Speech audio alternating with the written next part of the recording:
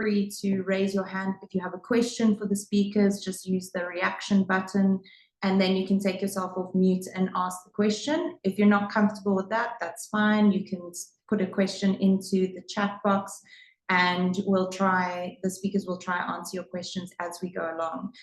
But some really exciting information being shared with everyone today, really good knowledge sharing session. So very excited. I'm going to hand over to our subcommittee member, Stephen Yates, and our speaker, Llewellan Vance, for today. Take it away, guys. Thanks, Kerry, and welcome, everyone. Thank you for joining us. I hope that you're going to find it interesting today. Just on what Kerry was saying, please raise your hand, shout out, drop questions in the chat. We do prefer it much more if it's interactive rather than us just speaking at you for 45 minutes or an hour. I might not see a chat or an emotion come up or whatever. Kerry, if you can, just keep an eye out and just let Llewellan and myself know if there is someone in case we do miss it. That'll be great, because it's always good to get the question out contextually as well. So with that, I just want to jump in. My name is Steve Yates. I have been in Singapore for just over 5 years. I'm the CTO for a Singaporean-based consultancy called Alumni. I've been working and part of South African Chamber for the last 2 years, and really proud of what we're doing as a chamber to tighten the ties between Singapore and South Africa, but also to tighten the ties between the South African Chamber and the many other chambers that there are in Singapore. Llewellan, would you like to just introduce yourself to everyone? Yeah, thank you, Kerry. Thank you, Stephen, and good afternoon, good morning, good evening to all of those from around the world. I think from my side, also proudly South African, and very grateful for the opportunity to share some of the amazing work we're doing in Singapore and abroad as Asia Innovate Hub. I'm the CEO and founder of that company. I've been in Singapore for the last 2.5 years. I was heading up the Applied Intelligence Office as a strategic lead for Huawei, going in and unlocking digital transformation within our biggest clients. Also ran the startup ecosystem in Singapore for Huawei for the last 2.5 years, and very passionate about innovation, leading edge technologies, and hoping to share some practical use cases and insights of the work that we're doing and what we're learning as we're helping clients navigate this storm of technology and pressure points when it comes to the rapidly convergence of different technologies and the need for upskilling around that. So yeah, looking forward to a good bi-directional dialogue. Hope everyone has a strong coffee and is ready to ask some probing questions and share some stories. Thank you, Stephen. Right. So first of all, I'm very grateful that you're all here, because AI has been a topic of conversation for over a year now, and it seems like a lot of the topics are going round and round a little bit, and it seems to be the flavor of the month. So hopefully we're going to discuss something a little bit different today, but let's start with a little bit of fun. So the media is obviously our worst enemy when it comes to AI, right? I mean, the whole dystopian future of AI taking over the world and killing us, and taking all of our jobs and being able to do absolutely everything is a great media kind of angle to make movies and stuff. But I would kill to see this movie. Imagine Mr. Smith and the Matrix versus I try to get a picture of Arnie, like imagine against Arnie as the Terminator, especially considering what's going on in the US right now. I think that would be quite funny. But imagine this is a death battle that we could watch as a movie. Just an open question to the audience. What is your favorite kind of AI movie at the moment? What is your favorite story about AI that's kind of doing either on TV or in movies, or it could even be a really, really old one. So, and really this is just to try and get you guys to start speaking back at us so that you're not just kind of ignoring us on the screen. So anyone want to jump out? Just jump and shout out. What's your favorite AI or robotics type movie, TV show at the moment? Anyone? Don't all shout at once, please. No? I'll go, Stephen. Black Mirror. Black Mirror, fantastic. Fantastic. Love Black Mirror. how they come up with those ideas is bizarre. Right. Anyone else before we jump on? So on the chat, there's enemy of the state, Orville. Great. Orville. I don't actually know Orville, Simon. Is that a Netflix show? What's the premise of that? It's on Disney Prime. It's Okay. it's got a robot that goes with him everywhere, and so it's a sentient being. And there's one episode where they go to his home, its own originating planet, which had basically the robots had taken over the world because the humans had treated the caregiving robots badly. And so they managed to override their programming themselves and began basically killing off anybody that could cause harm to them. So it's quite an interesting episode that, the robots were designed to be caregivers, like our robots today, caregivers, nurturers, looker afters. But then as the kids became spoiled brats and treated them ill, they rebelled. And in the end, anybody that was perceived as a harm in that episode, which is anything that lives as a human, was identified as ones to be removed. So it taught how to care for a sentient being in a way of which is to be cared for as a human. That is super cool. It's almost like we planted you there, Simon. It's fantastic because I think that actually talks to a lot about what we're going to talk about today, and sort of what does it mean to be robotic or an AI? What does it mean to be human? What jobs do we do, and how do we end up working together? So thank you. That's fantastic. It is also fairly dystopian, if we're honest, because ultimately we end up all dying. So a question to everyone, and I want you all to participate, please. There's a number of us, 18 of us on. Please, can we try and get as close to 18 answers? What is your view of the future with AI? And choose from one of these 5 options. Like what is it? And don't everyone just go for realistic, because that's quite boring. Like, what is it genuinely? Like, I'm a utopian kind of guy.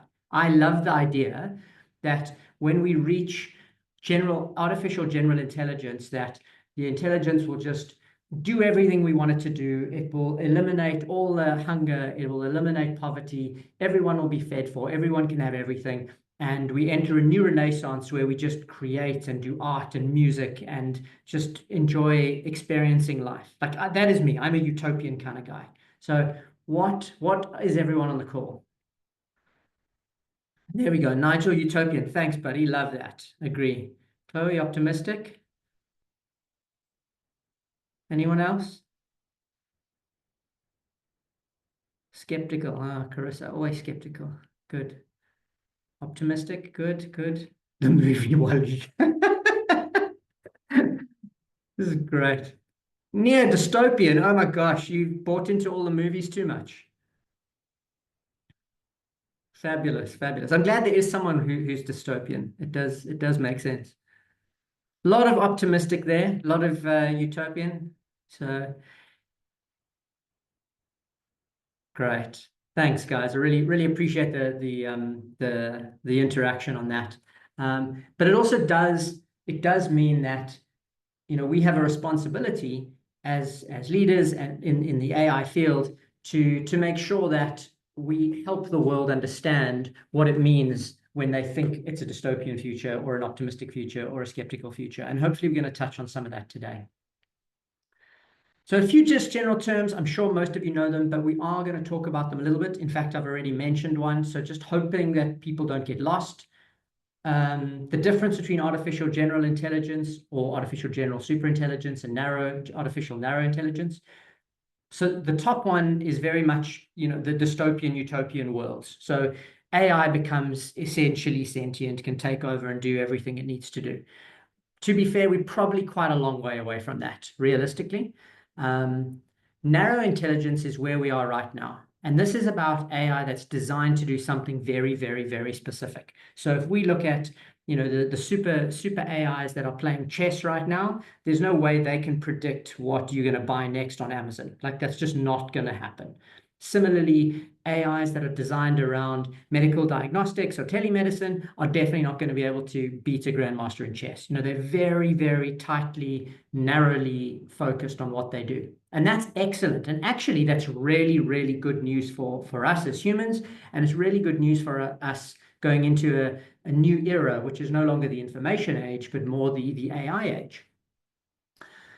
Generative AI, obviously the biggest thing on the block at the moment. Everyone, not everyone, the vast majority of people who are not learned in AI think it's the same thing. Gen AI and AI is the same thing. And they believe Gen AI can do pretty much everything.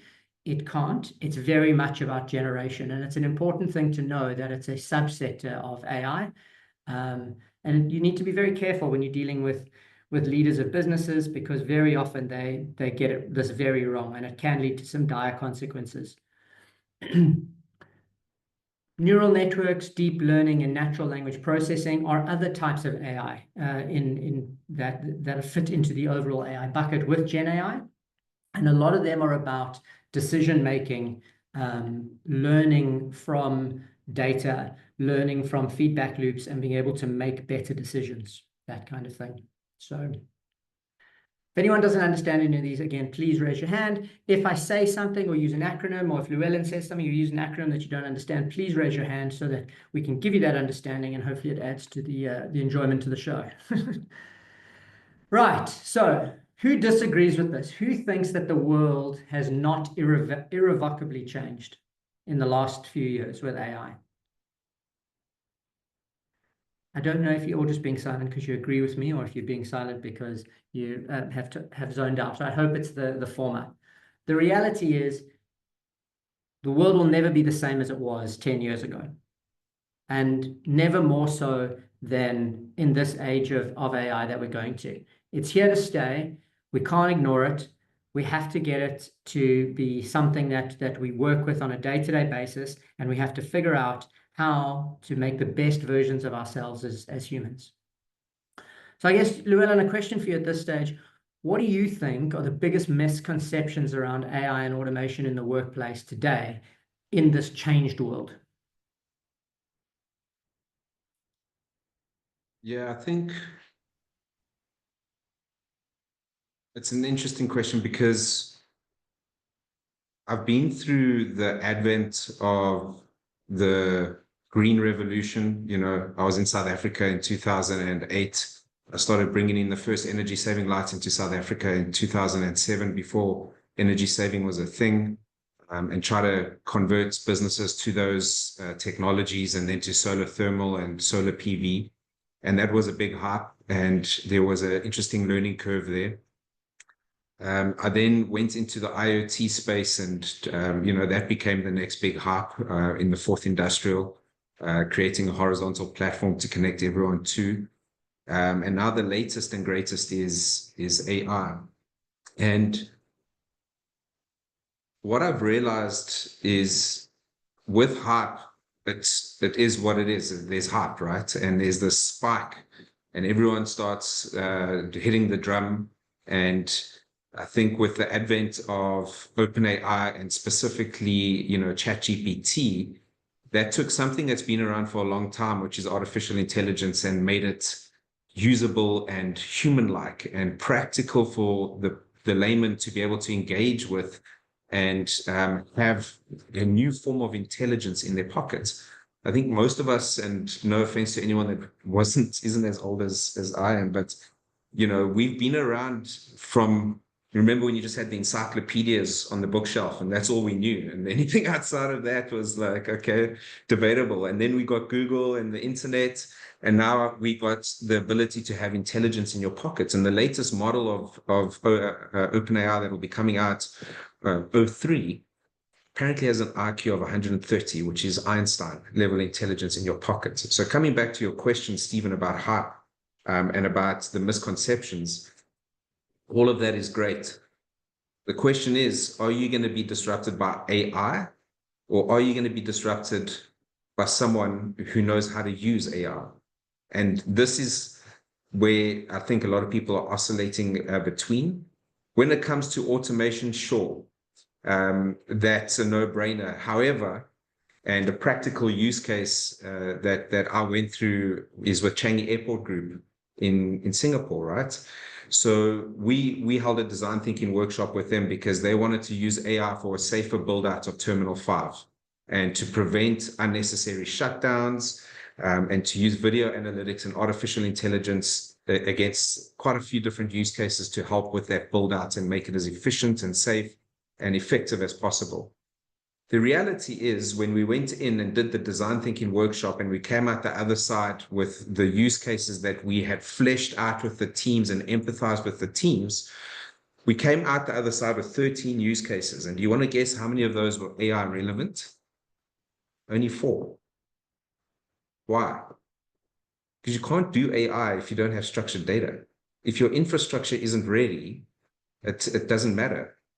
So I think the challenge that most businesses are facing is the rate of change is moving so quick as we move from the 3rd to the 4th and the convergence of technologies to the 5th. A lot of people are still stuck between the 3rd and the 4th, okay, industrial revolution. So when it comes to automation, when it comes to AI, and when it comes to what is the ROI, what is the top line benefit, bottom line benefits, I can say emphatically from my personal opinion, there's still a lot of work to be done, a lot of consulting to be done when it comes to understanding what is the North Star objective of that organization. If they're just running in different directions trying to adopt AI, they're going to get it wrong. They have to understand what problems they need to solve in their business, okay? And from there, build out a strategy on going forward and unlocking that digital transformation roadmap that enables things like AI, because AI is normally the last thing that you're going to use to be able to really drive automation. Very long-winded answer, but I hope it provided clarity, and I've got some slides I can share on this if need be. You're on mute, Stephen. That's a Zoom 2021 statement. Yeah, exactly. No, thanks, Llewellan. That's great. That's really fantastic. So I guess the question really is, with all of this confusion, with the fact of, how is it going to be disrupted? Is it by someone using AI or AI itself?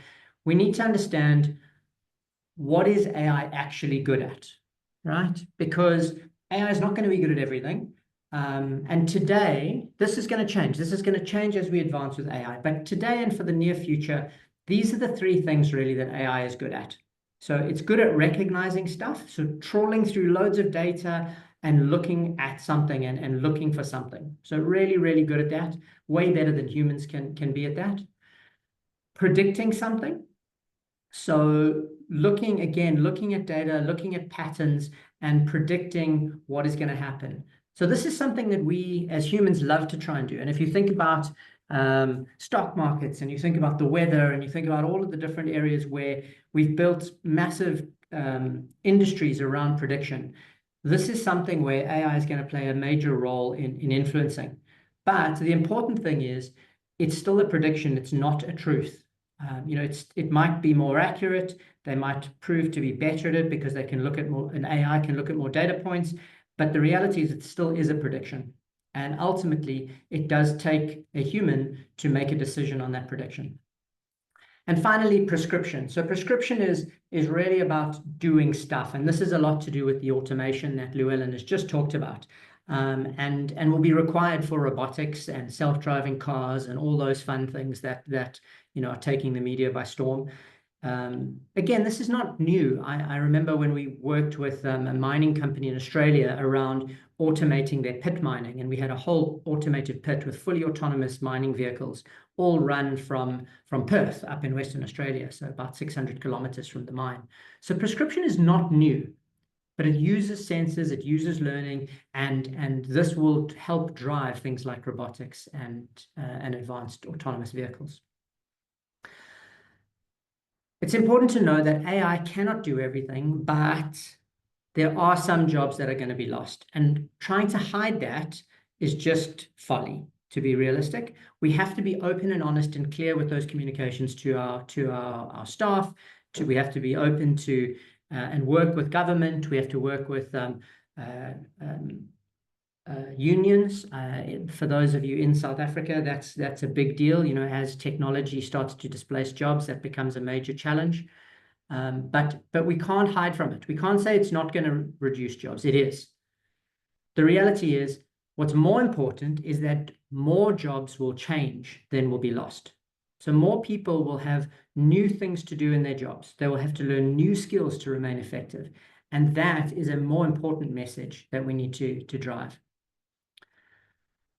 Now, with AI, obviously, everything has changed, and we have to change the way that we think about business and how we communicate. We've seen that this is the case, that jobs are being lost, roles are changing, but historically, we've always thought about it's okay. Doesn't matter. Jobs were lost when we went through the industrialization of the early 1900s, and there the process became so important, and technologies changed and allowed us to be more efficient. And that paradigm of people, process, and technology was something that worked really well for us for all these years, but it has changed now. I suggest that maybe we don't think of AI and robotics as a technology, but rather we think about it as an actor in our workforce.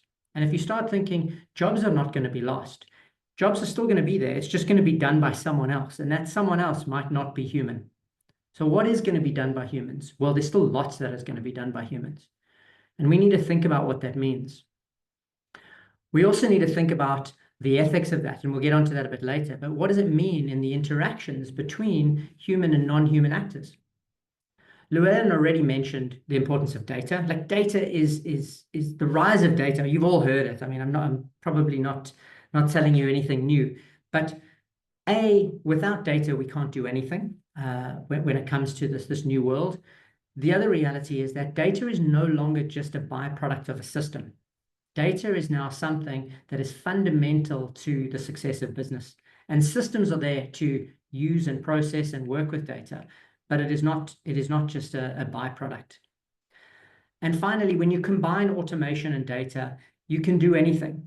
We're not going to follow very strict processes anymore. We're going to do things like what's the next best action. And that could be anything from a world of or a myriad of choices. And we don't necessarily need to follow stringent, strict processes to get to answers or to provide the best service or to do anything like that.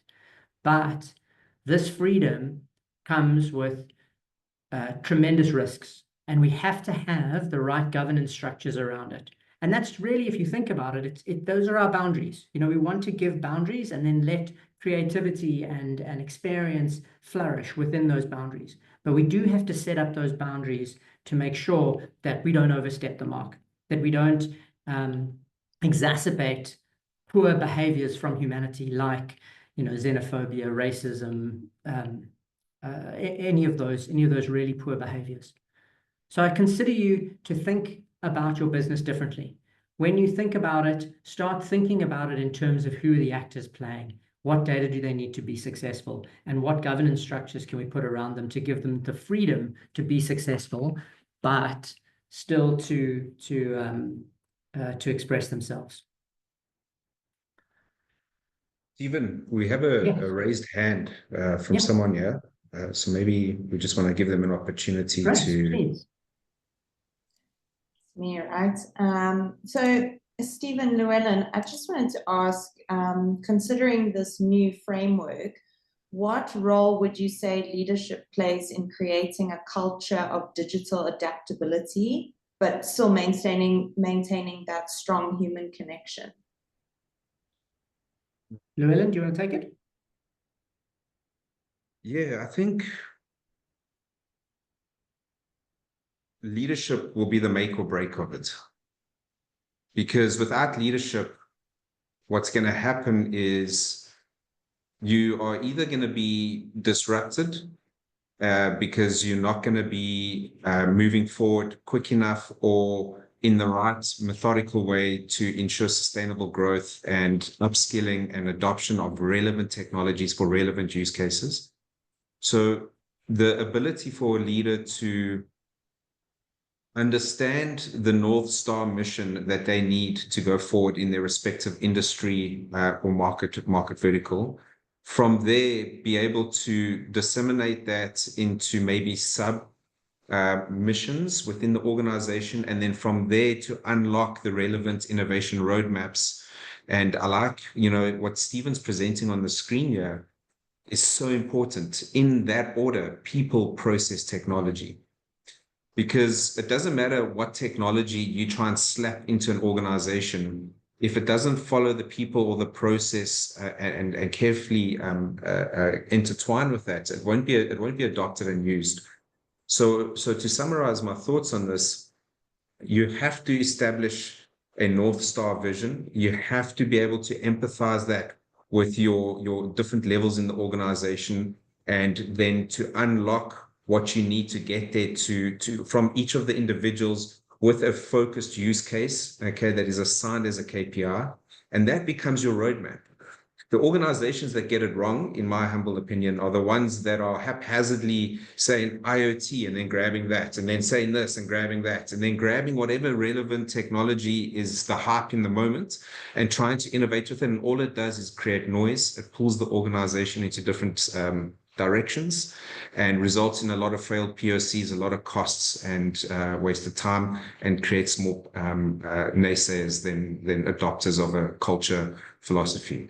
I think in South Africa, we have excellent examples of companies that have got it right and leapfrogged the entire global industry standard, F&B under Jordan, Discovery in the health sector. So, banking sector, health sector, those are companies that implemented innovation cultures in a way that not only helped him leapfrog the industry by 4 or 5 years, but also introduced a culture at every level in the organization to fundamentally shape how that organization operates and get everyone involved in helping to solve compelling pain points in their respective role, division, company, or market segment through an incentivized program.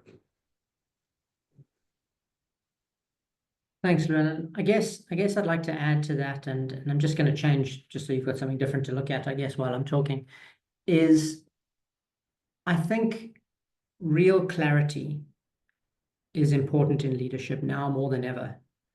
As leadership often is renowned for not being as transparent as they need to be, but as we move into a world where not all of our actors are human, we have to be very, very transparent and clear around that. So some examples.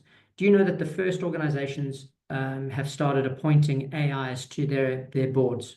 So they're a board for members of listed companies today who are artificial intelligence members. Non-voting members, mind you, but still members. Did you guys know that? Yeah. Obviously, we've heard about, the service agents who can then, take hundreds of calls. We've heard about automated developers. Do you think in any of those cases, do you think that there will be no human board members left? Do you think that there will be no software developers, that there are going to be no human service agents? The answer in the short term and in the medium term is absolutely not. Humans will always have a role to play. The important thing is being clear on what that role is and showing people how that is an opportunity for betterment within themselves, both from a learning perspective and from a career perspective. That is the sole thing leaders need to do when it comes to helping their organization through this AI transformation. And that will create a culture which works within the organization. Stephen, can I share a practical use case at this point on exactly how we're doing this? I always say you must drink your own champagne, right? So let me demonstrate maybe what we're doing and we're helping to do for other clients. And I'll just take over the screen quickly when I share this. I'd like to share 2 use cases, but just to the point that you just raised right now. Okay. So if you can just stop sharing this, Stephen, I'll just...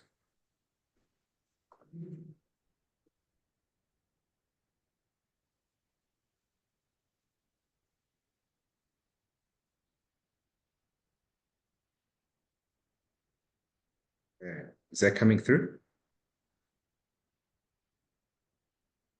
Not yet. Okay. So what we really focusing on at the moment is how to help companies become AI native and to introduce this cognitive AI brain that sits in their business, that is linked to the DNA of that business. So the AI understands that business and you're able to prompt through the lens of that business, number one. More importantly is the ability for you to onboard your employees, and each one has their own respective role and their own respective version of AI linked to the core DNA of the business. Now, what we currently doing is we taking business strategy and when we map out what that North Star is and what the strategy is for 2025, we take in that and we reverse engineering that back from the end of 2025 to the current date. So to the point of, will AI replace leaders in the business? I don't think it will replace. What we've seen is the ability for it to be augmented to users, okay? And one of two scenarios: you're going to have a one-to-one augmentation against an AI agent, or you're going to have a one-to-many, one human to many AI agents. So think like a general manager linked to a CXO as a service. So what I want to quickly show you is a practical use case. You can see for our business, we've mapped out the objectives for each quarter. So from a revenue growth perspective, training and enablement, ecosystem, all of it, it's been mapped out. What we've also done is we've gone and mapped out every single role that is linked to that specific part of, well, this specific business. So we've got the chief executive officer, we've got our chief financial officer, we've built out the responsibilities, the goals, the instructions, okay, and then linked all the relevant project boards. These are the boards that our team is using. Now, what am I trying to show you? I want to show you how we're turning this into a living, breathing business strategy, because the challenge that I have as the CEO of my business is, how do I manage all the noise? Because I have to, as the CEO, manage all of the objectives and everyone to ensure they're performing to the best of their ability. So if I come in here now and I say, what are the most important things for me to focus on for the week? Okay. What this is now doing is it's looking at the live data that we are running the business with, and it's going to give me a direct output of exactly what I need to focus on. Now, I'm confident that everyone on the call is very au fait with one or more different types of large language models. So this is using different language models in the back. You can see we can select on the top which one we want to use. But now it tells me exactly what I need to focus on and why. Okay, now where this becomes extremely powerful is I'm able to now navigate from what my most pressing tasks are, okay, to stuff that's linked to quarterly objectives. And then I can use the large language model to further flesh this out and turn it into a comprehensive strategy or action, and work with the AI to go from data to intelligence, intelligence to action. So that's one specific use case where we are creating a CXO as a service capability using AI agents. Now, when we're working with startup companies, for example, a startup doesn't have the ability to have all of these roles. If you look here from cybersecurity, data, legal, scrum master, data scientist. So now we can augment one human to many roles. Each of these roles has its own lens and specific requirements and things to focus on, fundamentally changing the game and giving you a scaling mechanism for your business, and also making sure everyone's following the North Star. There's no ifs, ands, or buts, about which way to go or what to do. You map the North Star, you reverse the milestones backwards, and you bring it into a living business plan. So I'll just pause there and see if there's any comments before I share another practical use case example in the health tech sector.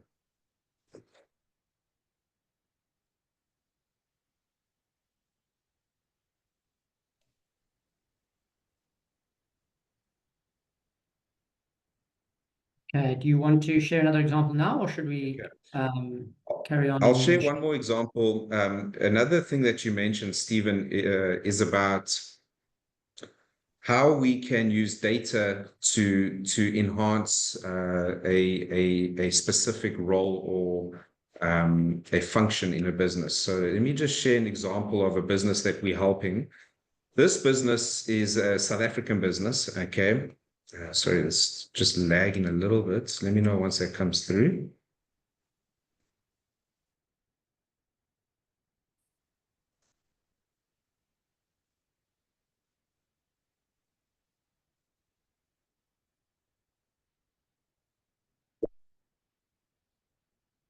No, it's not coming through. Just give me one sec.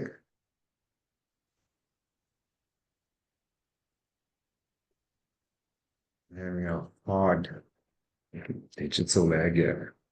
Okay, so let's just see. Okay, it seems to be glitching a bit on my side, so maybe I can come back here. I'm not sure what's going on. Yep. All right. Well, let's carry on a bit, and maybe it'll come back in a moment. Right. So I'm going to share my side again. Cool. Hopefully you can see that. Please, can you just confirm? Kerry, give me a thumbs up if you can see it. No? Oh, good.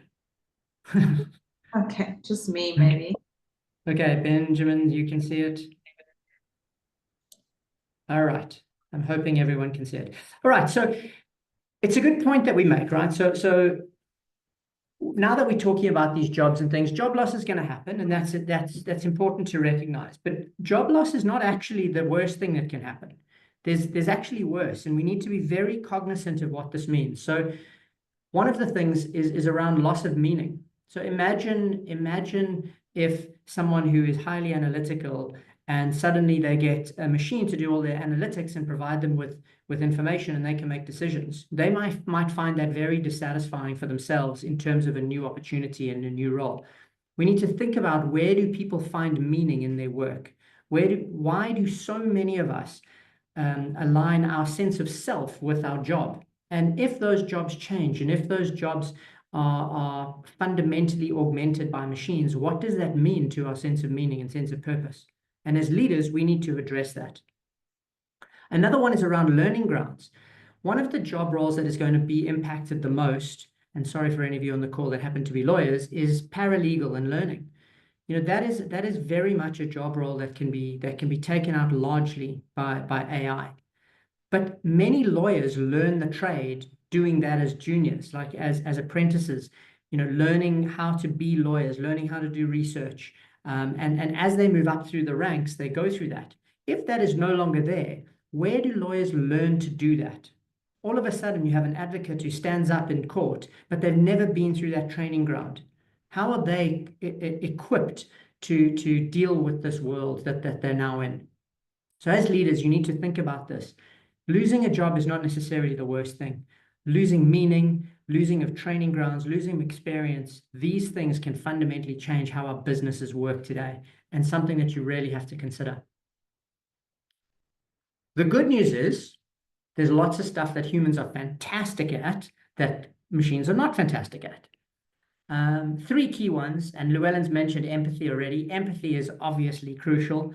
Creativity, a lot of you will say, but Gen AI can be creative. Gen AI cannot really be creative. It needs to come up with ideas based on the knowledge base that exists today. So it cannot genuinely be creative of new, fresh ideas. And dexterity, like robots are becoming more dexterous, but they do not have the dexterity of humans. And very often, even a robot that requires a lot of dexterity, and this is used a lot in the surgical field, still requires a human to operate it, because that very fine manual dexterity is something that we are not there yet. So what I've got on the right is just a little bit of a matrix, because you know every consultant loves a matrix, so we have to have one somewhere in the presentation. But you know, if you're more on the social side, or if you're more on the asocial side versus routine and creative, where are the roles that we think are likely to remain highly human? You can see hotel receptionist is one, which is an interesting one. It's very routine, it's very social. In Singapore, coming out of COVID, Singapore reduced the amount of low-skilled visas people allowed into the country. And a friend of mine who runs a hotel brand, she was saying they've got a real problem. They cannot open their hotels to 100% capacity, because they just don't have people to clean. And Singaporeans don't want to clean hotels. So they just weren't allowed to hire people, and therefore they didn't have the number of people. And Singapore was like, well, let's use technology and AI to help address that. And then we don't need people, but we can still get you open to capacity. And one of the things they looked at was, how do we do that at a hotel reception? And it was super cool, because you could go in and you could like scan your passport and you'd get your key and everything. And that was fine for something like check-in. But as soon as something happened, either good or bad, and someone wanted to talk to someone, then the wheels fell off, right? Because all of a sudden, you end up with the situation where you can't find someone to talk to.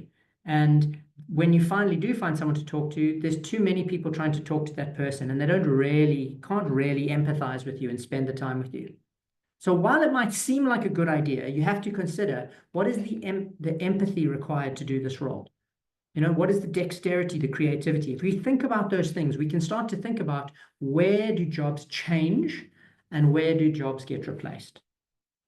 I hope that's something that you can apply to your own businesses as you kind of go on this journey and introduce more AI and technology into your businesses. So as I've said, humans have to change. Workplaces have to change. We've spoken about data. We've spoken about the fact that data and governance is going to be critical to this new world of actors that work for us. So let me ask you, what job role in your business, which job description do you think should not have something like data literate and the ability to analyze and then synthesize data as part of its job description? And I'm asking you to put in the chat. Think about that. Like at the moment, would your receptionist need that? Would your accountant need that? Would your, I don't know, your massage therapist need that? Think about your all of the jobs that you engage with every day, and write in the chat. What job roles do you think would not need to know anything about data in the future? Anyone? The chat's awfully quiet. I hope that's plumbing. You don't think plumbing? Creative writing? Yeah. Chef? So a couple of those. So today, the culinary industry is one of the biggest industries being affected by AI. They estimate that 70% of culinary jobs are going to be lost due to AI, because it's actually super easy to produce meals automatically. It's quite difficult to plan interesting and creative new menus, but it's very easy to actually cook food. So chef, maybe not. Plumbing? What about if we're putting a whole lot of sensors into an environment, we start looking around, looking for leaks, and all of that information comes back, and I've got to analyze that data and go, okay, where do I go fix based on all of this information? Because we no longer do plumbing in the same way where we just go and stick pipes down or whatever. We're going to be using sensors, and we're going to be receiving feedback. So Nigel, I agree. All jobs have data points that are required, and just more and more. Creative writing, it's an interesting one. I mean, most people who are doing writing today use some form of Gen AI to get them off, but yeah, it's a highly creative role. So creative writing, I might give you. That might be one that's a good one, although I'm sure someone can probably refute me on that. Early development teachers, I like that as well. It's a nice one. Again, largely creative, getting children to engage with you and stay off screens and actually really engage with the real world. Maybe not. I agree. Nigel, good one. Thank you. So athletes, terrible athletes. There is no person in the world that does more data analysis than athletes. Even as an amateur athlete, I spend every moment looking at my Garmin. What is my heart rate, my power output? So it's a really good idea, but unfortunately, everything now is so reliant on sensors and data for improvement. The whole of Team Sky in the cycling world was built off this idea of marginal gains. All of that was gained through data. So really, really good example. And thank you for raising it. Really great example, but one where data is fundamental to success. So Kerry, I see you've got your hand up. Yes, I have a question. So what skills would you say should professionals focus on in developing to stay in the sort of competitive tech-driven space? Llewellan, do you want to have a first go at this? Yeah, I think that's that's the question. Let me just jump off. Sorry, I'm back on. Wouldn't be a.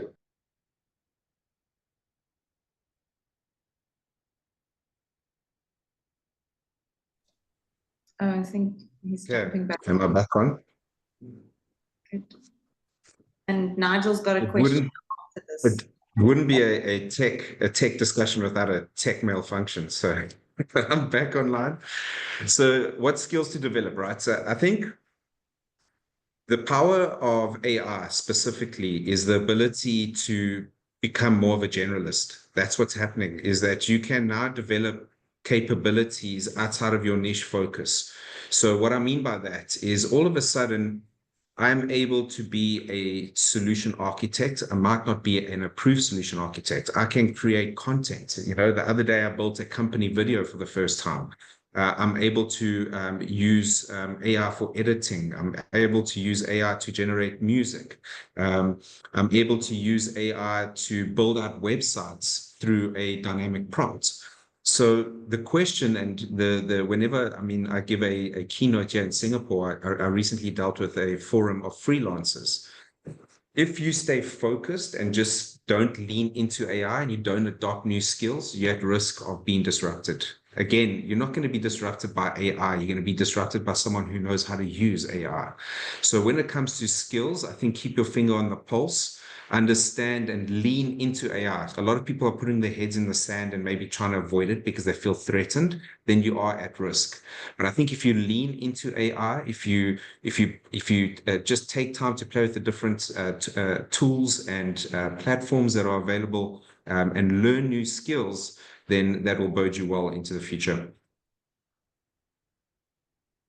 So Nigel, before I go to you, just two other things from me I think are really important. The first one, and you might have guessed it from the previous conversation, data skills are critical. Like absolutely, you need to know how to use data and look at that. And the second one is validation. You need to be able to validate that what AI is telling you is true or not true. There is so much false information out there today, and many AIs provide you with false information back or hallucinations or something like that. You have to know how to validate that very, very quickly. Otherwise, it might actually end up hindering you rather than helping you. Nigel, your question. Oh, thanks, guys. Really interesting chat. Good to see you all in Singapore. Yeah, it's more not a question more than a statement. I think, just in terms of like what we found. So in the South African context, I've created AI Fridays where sort of we bring in the whole team and expose them to, there's various levels of people that are enthused by AI and its capabilities. But then there are people like Llewellan mentioned that stick their head in the ground and pretend it's not happening. So I think one way to bring your people on the journey is to actually collaborate with other people in your business that essentially have a bit of a fascination with it. And we get into a boardroom on a Friday afternoon, we spend 1 hour and we do certain things. And I mean, some of it's silly, but it gets people exposed into AI. One of the things, I mean, I'm quite recently, I've got the ChatGPT and the subscription and all of that. And one suggestion I have as a leader is push the thing and play with it. I think if there's one suggestion I could make is just play with the tools that are out there to learn how to navigate them, because they do have their limitations. You think it can do everything, but it actually does have its limitations and boundaries. But it's quite fascinating because then through the learning, you actually get the practice right in terms of the prompting, etc. So yeah, just some observations and things that we've done in our business across the water. Thank you, Nigel. That That's resonates, fantastic. Nigel, because sorry, Stephen, but that's I think that's fantastic. That's leadership, right there. Because what you're doing is you're giving people the time, and it's in company time, but that's the kind of thinking you need to introduce to go and explore. I mean, I just tasked. We unlocked some new capabilities for agentic models within our business. And I tasked everyone in the business that every Friday they have to present back an agentic model. So for those of you on the call that know the South African wine cellar, we've gone and helped him build a wine sommelier, which can help understand what your palate is and then recommend a product for you that can help, scale his ability to expose and consult and introduce concepts. So we're now pushing each one of our staff to go and build out, if you're a full stack developer, if it's coding, if it's a designer, to come up with something that you present back every Friday. So Nigel, love it. That definitely resonates. Sorry, Stephen, over to you. No, good. That's perfect. Thank you, guys. Really appreciate that. We've got about 5 minutes left. So for the last thing I wanted to talk about really was just about ethics. Ethics, unfortunately, is one of those things that's so nebulous to us as humans. Like, we can't even agree on what ethics means. And that's really, really challenging, because how do we build ethics into something if we don't even understand it ourselves? There's the question, and I have it on the right. If you're in a car and if you swerve, you'll kill one person, or if you go straight, you'll hit another person. What do? And what is the right thing to do?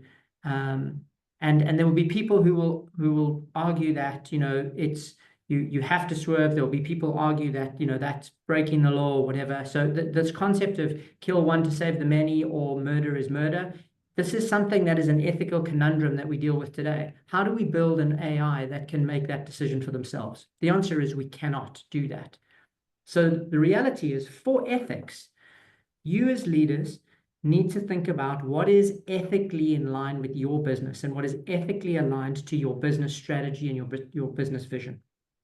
And that is the real thing. You need to sit down and write down into your vision and mission. You need to write down, what does that mean ethically for you guys? So that if AI does something, ethically you stand behind that, because it is not AI, is not a machine, it is a person. It is though it is a staff member acting on your behalf as your business, and you need to ethically stand behind that, or not, as is the case. So some of the things, and we'll use a prominent media person at the moment, some of the things that Elon Musk does around autonomous vehicles, robots, that kind of thing. What is your stance on that? Like, is that ethically okay, or is that ethically not okay? Because legally it's fine, but where do you stand on it? And those are decisions you have to make as leadership, because you have to guide your organizations to that. I guess the second part of that is, and final question to Llewellan, is, how do we then take this responsibility of ethics to create a positive impact on the social world around us, to our communities, but still remain profitable, sorry. I mean, that's a whole webinar on its own. But I think that the ethics, I sat with a consultant, we were workshopping in the boardroom last week, and he made a statement that I couldn't stop thinking about, which is, we're entering into the era where it's going to come down to the courage of making a decision. Because what's going to happen is, and again, anyone on the call knows this, that's been playing with GPT, you can put in data in different ways, shapes, and forms around the same narrative or topic, and you'll get an answer that is similar but slightly different. And it's going to come down to making an informed decision. And I think what AI is going to do is going to put a high agency on human to human engagement, but then also the courage to make a decision. When it comes to ethics, I think that you have to be very careful when it comes to the AI that you deploy in your business. And if you are fortunate enough to bake in and put in an AI that you help shape against your company ethics, governance, and structure, then it's a step in the right direction. If you're leveraging a large language model from another entity, well, then you need to do your own research. There was a stage that Gemini, the Google large language model, if you asked it to provide you an image of a Viking, it would provide an image that was not related to a Viking, because in their attempt on DEI, they had been overly aggressive and baked in the wrong ethics into the algo of the AI, which was spitting out a result that was not true. And obviously this was quite public, and they were taken to task on it, but it brings us back down to the point of ethics. if you're running an ethical business, you need to make sure that you are thinking about this when you're baking AI into the use of your business, how you have structured data that the AI is learning from, what that data is, what your values, what your ethics, and how you ensure that you don't get lost in a hallucination of propaganda, or the going down a path that doesn't bode well for the people in your company. So it's a tough one, but I think that it's very important that you shine a light on it, you look at it, and you think about it as you adopt these technologies. Thanks, Llewellan. So guys, that's it for us. That is 5 o'clock. Just want to leave you with a final thought. You as leaders are responsible for the success of AI in humanity. And we all need to do it together. Please start thinking about the world in this new paradigm. It'll definitely make life easier for you. And let's get to that utopian state of AI rather than the dystopian one the media loves. Thank you very much for your time. Really do appreciate it. I hope you've enjoyed it. I believe that the webinar might be available. Kerry? Yeah, it will be available. So thank you so much, guys. That was a really good session. To everybody that signed up, you'll get a link to the recording by the end of the week. And then we'll also share Llewellan and Stephen's contact details, so you can speak with them directly if you have any queries around AI in your business, see how they can assist you and provide you with some more knowledge on that topic. So really excited. Thank you so much. And have a great evening, everyone. Thank you. Thank you all. Have a wonderful rest of the day. Thank you. Thank you. Thanks. Cheers, guys. Cheers.